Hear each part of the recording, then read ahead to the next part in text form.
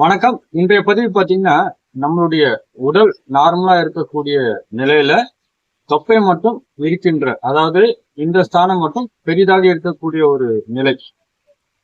இத நம்ம எப்படி குறைக்கலாம் என்ற ஒரு சப்ஜெக்ட் தான் இன்னைக்கு பார்க்கக்கூடிய ஒன்றாக நம்ம பார்க்கலாம். இப்போ அதற்குண்டான ஒரு எளிய 3 பயிற்சிகளை நம்ம பார்க்கலாம். நம்ம இந்த நிலைக்கு வந்துட்டு கைகளை இப்படி கொண்டு வரோம். ஃபர்ஸ்ட் ஒரு காலை கொண்டு வரோம்.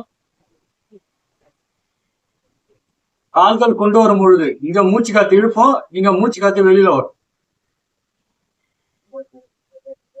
இதுல ஒரு 10 எண்ணிக்கை நம்ம செய்யலாம். வயிறு பகுதி நன்றாக அழுத்தக்கூடிய ஒரு நிலையை நம்ம பார்க்கலாம். இப்போ 2 காலையும் ஒன்றாக இணைக்கப்படுகிறது.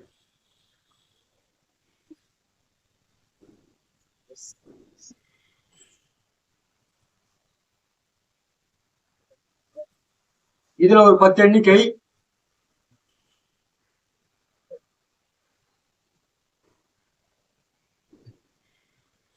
இப்போ கைகளை இங்க கொண்டு வரோம். கொண்டு வந்துட்டு இது போல ஒரு 5 எண்ணிக்கை. இதுல நம்மளுடைய உடல்நிலை மேலே செல்லும் பொழுது மூச்சு காத்து இழுப்போம், டவுன் பண்ணும்பொழுது மூச்சு காத்து வெளியில வரும். இப்ப இந்த நிலையில அப்படியே இருக்கும். ஒரு 25 எண்ணிக்கை.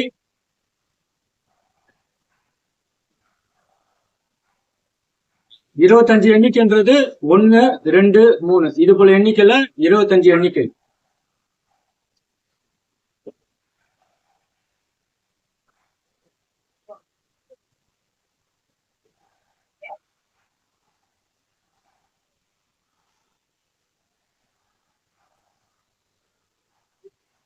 நம்ம ஃபர்ஸ்ட் பார்த்தது பாத்தீங்கன்னா வயிறுபுறம் படுத்துக்கொண்டு, அதாவது நம்ம ஒரு கால் மூவ்மெண்ட் பார்த்தோம். அதன் பிறகு 2 காலையும் கொண்டு வரக்கூடிய ஒரு நிலையை பார்த்தோம்.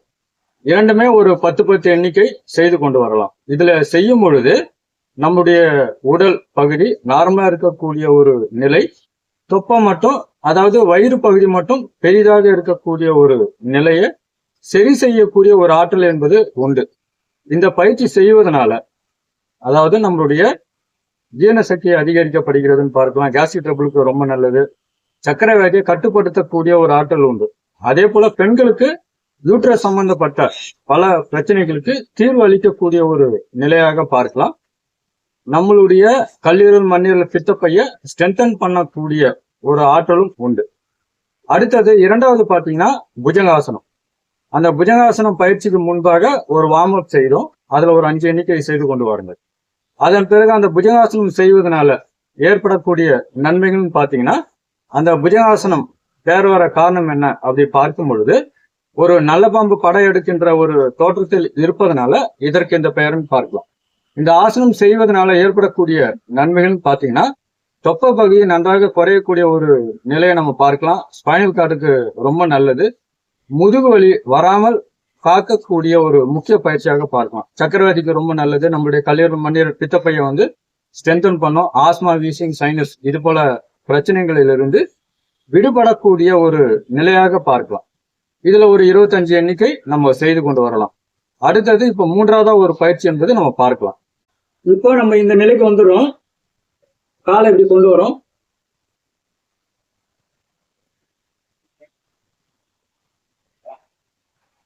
இதுல ஒரு 25 எண்ணிக்கை நம்ம செய்யலாம்.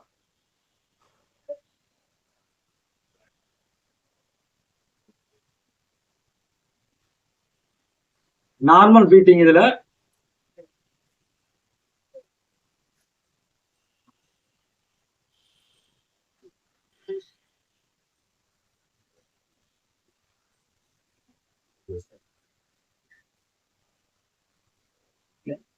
இப்ப 3வதா பார்த்த அந்த பயிற்சியின் பேர் தனுராசனம்.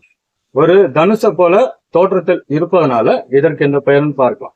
இந்த ஒரு ஆசனம் செய்வதனால உடல் முழுவதும் இருக்கின்ற தேவையில்லாத கழிவுப் பொருள் என்பது வெளியேற்றப்படுகிறது.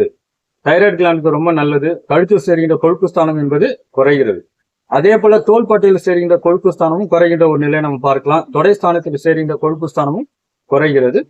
தொப்பையும் ரொம்ப நல்லா வேகமா குறையக்கூடிய ஒரு நிலையை நம்ம பார்க்கலாம். இதுல ஆஸ்மா, வீசிங், சைனஸ் இது போல பிரச்சனைகளுக்கு ஒரு முக்கியமான ஒரு தீர்வா பார்க்கலாம். முதுவலிக்கு ரொம்ப நல்லது. ஜீரண சக்தியை அதிகப்படுத்தக்கூடிய ஒரு ஆற்றல் என்பது உண்டு. மோஷன் ப்ராப்ளத்துக்கும் ரொம்ப நல்லது. நம்முடைய கல்லீரல், மண்ணீரல், பித்தப்பையை ஸ்ட்ரென்தன் பண்ணக்கூடிய ஒரு ஆற்றல் என்பது உண்டு.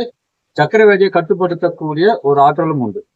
அதே போல யூட்ரஸை ஸ்ட்ரென்தன் பண்ணக்கூடிய ஒரு ஆற்றலும் மிக சிறந்த ஒரு பதிவாக இதை பார்க்கலாம். தனுராசனத்தை தனுராசனம் ஒன்று செய்து கொண்டு வந்தாலே நம்மளுடைய தலைப்பகுதியிலிருந்து கால் பகுதி வரைக்கும் ஒரு முழுமையான புத்துணர்ச்சி அளிக்கக்கூடிய ஒரு பயிற்சியாக நம்ம பார்க்கலாம். இந்த 3 பயிற்சிகளும் நம்ம ரெகுலரா செய்து கொண்டு வரும்பொழுது உங்களுக்கு எது இதுல சுலபமாக இருக்கிறதோ அந்த பயிற்சி என்பது செய்து கொண்டு வரும். உங்களுக்கு சப்போஸ் இறங்கிய பிரச்சனை இருந்தா இந்த பயிற்சிகள் செய்ய வேண்டாம். இந்த தனுராசனம் செய்ய முடிஞ்சா ரொம்ப நல்லது. இதுல நம்மளுடைய அதாவது இந்த ஸ்தானத்துல செல்லும் பொழுது, பின்புறமாக செல்லும் பொழுது இந்த பகுதி என்பது விரிவடைகிறது. அப்போ நுரையீரலுக்கும் ரொம்ப நல்லது, இருதயத்துக்கும் ஒரு மிக சிறந்த ஒரு பதிவாக பார்க்கலாம். உணவு எடுத்த பிறகு பயிற்சிகள் செய்வது என்றால் ஒரு 3.5 மணி நேரம் சென்ற பிறகு செய்வது என்பது நல்லது. பெண்களை பொறுத்த வரைக்கும் மாதவிடாய் காலங்களில் இந்த பயிற்சிகள் என்பது செய்ய வேண்டாம். உங்களுக்கு உடல் ரீதியாக ஏதாவது பிரச்சனைகள் இருந்தால் அருகில் இருக்கக்கூடிய மருத்துவருடைய ஆலோசனை கேட்ட பிறகு பயிற்சிகள் தொடங்குவது என்பது ரொம்ப நல்லது. வெறும் தரையில பயிற்சிகள் மேற்கொள்ள வேண்டாம். பெட்ஷீட்டோ, பாயோ, மேட்டோ பயன்படுத்துவது என்பது ரொம்ப நல்லது. நன்றி, வணக்கம்.